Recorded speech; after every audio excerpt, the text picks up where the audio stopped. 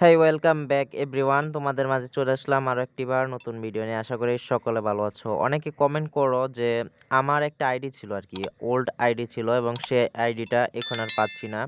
কিভাবে কি হয়ে গেলো আমি নিজেও জানি না। আরেকটা বিষয় হচ্ছে আমি রিসেট দেওয়ার পর আইডিগুলো পাচ্ছি না। এরকম অনেক প্রশ্ন রয়েছে তোমাদের।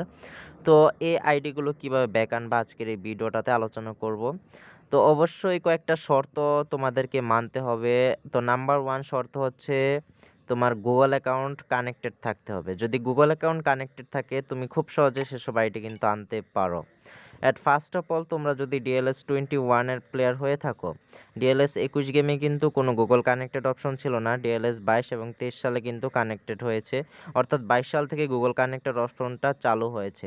তো তুমি যদি 22 এর আইডি আনতে চাও সেক্ষেত্রে তুমি চাইলে তোমার যে ইমেলটা রয়েছে, অর্থাৎ যে জিমেলটা রয়েছে সেই জিমেলটা তোমার মোবাইলে সাইন ইন করে তারপর অ্যাকাউন্টে গিয়ে, অর্থাৎ অ্যাডভান্স সেটিংয়ে গিয়ে, গেমের অ্যাডভান্স সেটিংয়ে গিয়ে এখানে কানেক্টেড করে দেখতে পারো যে আইডিটা চলে আসে কিনা। তো এভাবে কিন্তু আমিও এরকমভাবে একটা আইডি পেয়েছিলাম। তবুও সেটা হচ্ছে 2021 সালের আইডি। 23 সালে আর কি এটা আমি সাইন ইন করেছিলাম। তো সাইন ইন করে দেখি যে মেসি 99, তারপর রোনালদো 98 এরকম একটা আইডি গ্লিচ হয়ে চলে এসেছে আমার মোবাইলে। অনেক পুরনো একটি জিমেইল দিয়ে কানেক্টেড করেছিলাম এবং আরেকবার পেয়েছিলাম আর কি একটা ওল্ড আইডি, 2020 এর একটা আইডি পেয়েছিলাম। সেখানে সামি খেদিরা ছিল।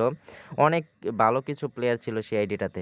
তো এইভাবে আমি আর কি ওল্ড যে জিমেইলগুলো রয়েছে যেগুলো আমার মোবাইলে এখনও সাইন ইন করি নাই, এরকম আর কি জিমেইল দিয়ে, যেগুলো আর কি অনেক আগে খুলেছিলাম, এরকম জিমেইল দিয়ে ট্রাই করেছিলাম। তো সেখানে দেখেছি যে এরকম আইডি কিন্তু আসে। তো তুমি চাইলে এরকম আর কি ট্রাই করে দেখতে পারো যদি ডিএলএস 22 অথবা 23 এর গেমার হয়ে থাকো। তো তোমার যে ওল্ড জিমেলগুলো রয়েছে সেই জিমেলগুলো কানেক্টেড করে দেখতে পারো যে এভাবে আইডি চলে আসে কিনা। তবে তোমরা যারা পরবর্তী সময়ে মোবাইল রিসেট দিয়েছিলে তাদের কিন্তু অ্যাকাউন্ট আসবে না, বিকজ তোমার মোবাইল রিসেট দেওয়ার সাথে সাথে গেম থেকে কিন্তু তোমার অ্যাকাউন্ট নম্বর সহ তোমার ইউজার আইডি সব মুছে যায়, নতুন করে একটা আইডি আসে।